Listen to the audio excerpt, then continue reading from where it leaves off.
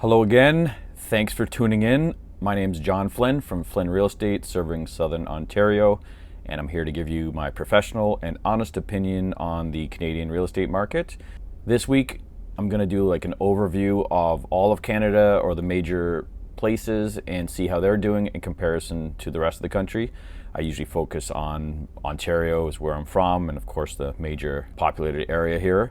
But I figured let's see what we can find, and I got some information, so let's check it out. I'm also going to talk about briefly about the Bank of Canada and interest rates, and also a little bit about cottage country, somebody asked, so waterfront properties. So let's get right into this here and start with Vancouver. First on the list we have the sales, number of sales. So the sales are down 31.6% year over year from May last year, 2021 to May this year. Month over month, from April to May this year, sales are down 9.7% in Greater Vancouver area. And the MLS Home Price Index, as they call it there, I couldn't get the average. I probably could have found it, but I wanted to make sure I had a reliable source. I'm actually using the Real Estate Board of Greater Vancouver, and this is Greater Vancouver area statistics. So the prices are down 7.3% from the peak, and their peak was in March. So March to May, down 7.3. And this is the MLS Home Price Index, which isn't my favorite number for prices. It's not the same as average price. From what I've heard, average prices in Vancouver are anywhere from 10 to 15% down. And again, here it's like shows 7.3. But anyway, this is the numbers I had to work with over there. But it is trending down in all areas. Next, we move on to Calgary. I got the Calgary numbers from the Calgary Real Estate Board, and they're actually up 3% year over year from May 2021 to May this year. They are down 9.7% month over month from April, and it did look like they had a February peak in Calgary with home prices, and they've declined 5.1% on average since February. Next, we're moving into Ontario, surrounding GTA, not including Greater Toronto area. Sales are down 29.8% year over year and 1.5% from April this year to May. Not bad, actually, not a big decrease in sales. The average sale price is down 11.6% from the highs, which was February. February was Ontario highs, so they're down 11.6%. Actually, May wasn't that bad of a month for Ontario. It seemed to have a little bit of support there in the buying. Now it's still trending down, but they did find a little bit of support for now. And we'll see how that goes moving on. And the Toronto Real Estate Board, so GTA area, the sales are down 38.8% year over year, 9.3% since April, and the average sale price is down 9.2%, and that was from the February peak. Moving into Montreal, and this is from the Quebec Professional Association of Real Estate Brokers. Year over year, they're down 9%. Month over month, they're down 4.9%, and very minimally down from their peak. And their peak was in April this year, and they're just down 0.7%. So very negligible. That could be just due to any reason, but it's not significant. So they're pretty much flat from the month before, and they use a median sale price, not an average sale price. Now we move over to the East Coast, Nova Scotia. Their sales are down 24% year over year, but they're up 9.3% month over month, and their average sale price has declined 2.8% from their high, and their peak was actually the month before in April. Of course, I've noticed that the smaller areas, as compared to Toronto and Vancouver and Ontario, they do lag a little bit. And even the towns, like usually on smaller towns in Ontario, say would lag behind Toronto. And reading the reports, the realtors are just starting now to realize, okay, the market has changed, and it's starting to change, they'll say in the report. So I do have a link in my description, and you should read those. But yeah, the mood and the tone has changed because they have been doing well for the last couple of months, but now, like I said, it's starting to change. So now I just want to get into more specifically the area that I have all the access to the data on, and this is all of Ontario. It's everywhere surrounding Toronto, pretty much, besides a couple of places, but most of the cities and the real estate boards surrounding GTA. The average percent of last original list price, so this is the sale price, what people are getting, a percentage of their list price. Of course, we're still, you can still see the market's still very good. We're still at 105%, but it is trending down significantly fast. And months of supply, major indicator in the market, and the health of the market or the balance of the market, it is trending up. We are getting more supply. The supply issue, people talk about building more homes. Well, as I've stated before, I don't think building more homes is a solution. It's the market dynamics and interest rates, and you can see it's trending up. Interest rates are going up and the supply is going up, and it's going up very quickly.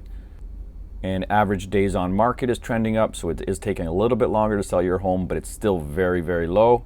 The average days on market is 13 in Ontario right now, which is still very low.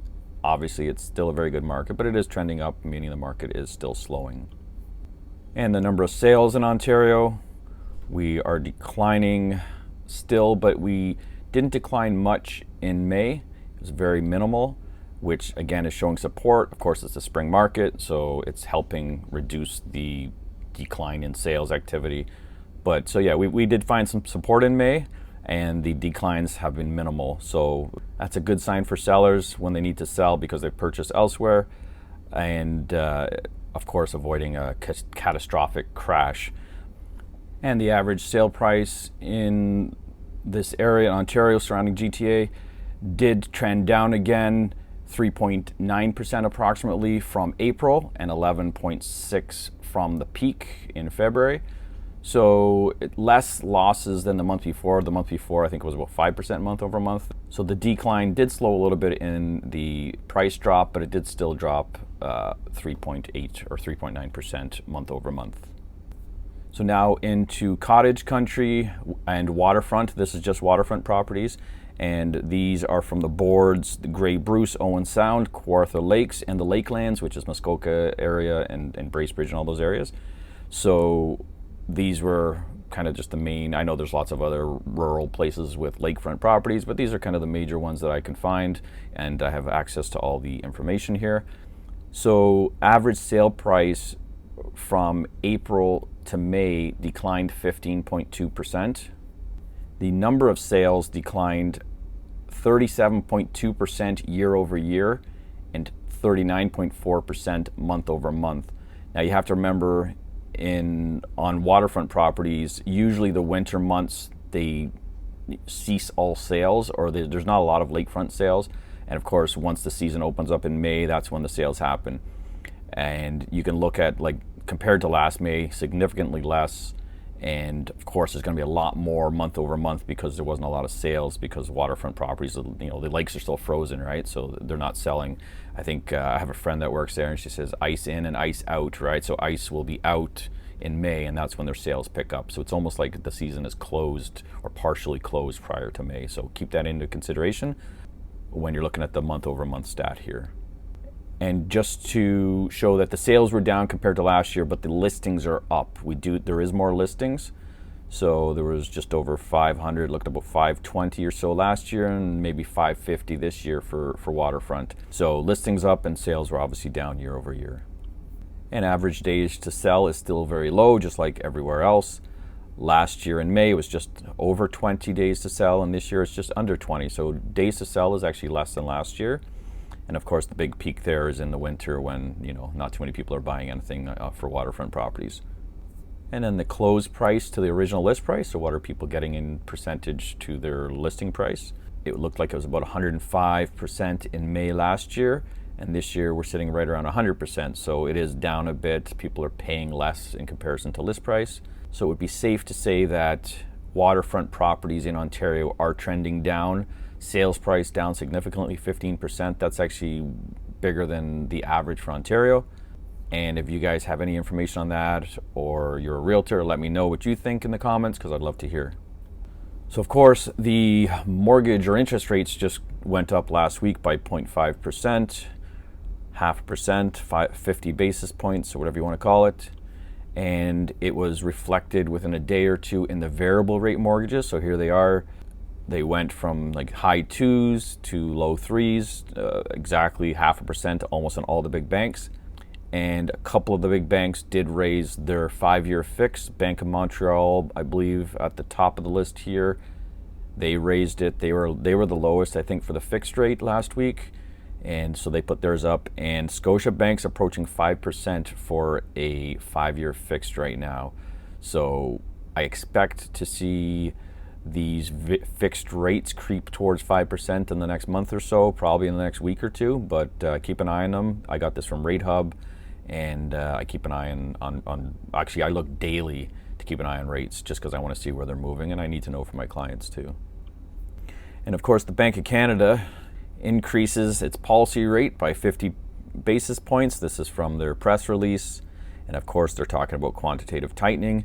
It was funny that I didn't actually see, there was no sound or no word from Tiff Macklem. I don't know if it's because Pierre Poilievre, the conservative finance critic, was saying he would fire him if he became prime minister because he didn't do his job. So I wanted to see, okay, what is their job? Of course, their job is to keep inflation at a normal pace or a normal rate. But I said, okay, let me see. Let's see. And there is sections on their website to see what is their policy, what's their mandate. Before I get into this press release is very short. There was a speech by, it was the deputy, it wasn't Tiff Macklem, it was the other guy, Andrew something, I can't remember his name. And of course he went on with all his excuses of why they waited so long. And of course in here they blame the war and they blame the pandemic. And of course I'm not saying that those things don't affect it. But anyway, it was interesting seeing what they had to say, all the excuses for letting the inflation in the house prices and gas prices and food prices get out of control. So here are the core functions of the Bank of Canada, and the top of the list is monetary policy. They're responsible for monetary policy, which is inflation and lending rates and whatnot. And here's the objective, and you guys can let me know in the comments if you think they've met this objective or not. Obviously, I don't think they have. The objective of monetary policy is to preserve the value of money by keeping inflation low. So they got to preserve the value of your money. I think that's the first subject in the first section of their mandate. The objective of the monetary policy is to preserve the value of money. I would say that's like a big fail, like massive failure. Our money is more worthless than it's ever been.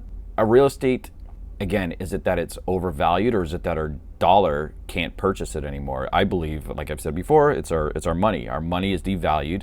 They haven't retained the value of our money, or the Bank of Canada and Canadians. It's gone, and this is the Bank of Canada's objective. So anyway, they want to preserve the value of money by keeping inflation low, stable, and predictable. This allows Canadians to make spending and investment decisions with more confidence, encourages longer-term investment in Canada's economy, and contributes to sustained job creation and greater productivity. This in turn leads to improvement in our standards of living. By keeping inflation low, stable, and predictable. So I don't think we can say that any of those things have happened. This allows, those things, if those things happen, it allows Canadians to make spending and investment decisions with more confidence. So the opposite of that is now you have to make investments and spending decisions with less confidence. So technically right now, when you buy a house, like you're going to be less confident that you're making the right decision or that your money's going to be protected. It all comes back to people wanting to fire the Bank of Canada. And it's not just that guy, it's the whole system. And here you have what their objective is. And you guys can let me know if I'm wrong, but it looks like it's a massive failure. And they have been way behind the curve. And they talk about inflation. They try to make decisions for down the road. Well, they haven't even made decisions for now. Like they took too long, in my opinion, to raise interest rates or to rein in inflation, right? Inflation, they should have, in January, they could have raised rates, but they chose not to. And they talked about, next time we'll do it. So again, tough job, but massive failure. And I'd like to know why they failed so bad, because I think that's the more interesting. Why did it fail, and why have they failed Canadians? So anyway, that's my little rant about the Bank of Canada, why our money's more worthless than it was prior to the pandemic. And you know what? This is not the pandemic. This has happened since 2015 and 2012. You can go back a decade at least. Some people can argue you can go back 2-3 decades. But as always, thanks for tuning in. If you like the content, please like, subscribe, comment. I do, again, read all the comments. I try to respond to them all. And I know that sometimes people ask for certain requests. I try to include them, or I do actually keep them in the back of my mind for future videos. So thanks for watching, and until next time, I'll see you later.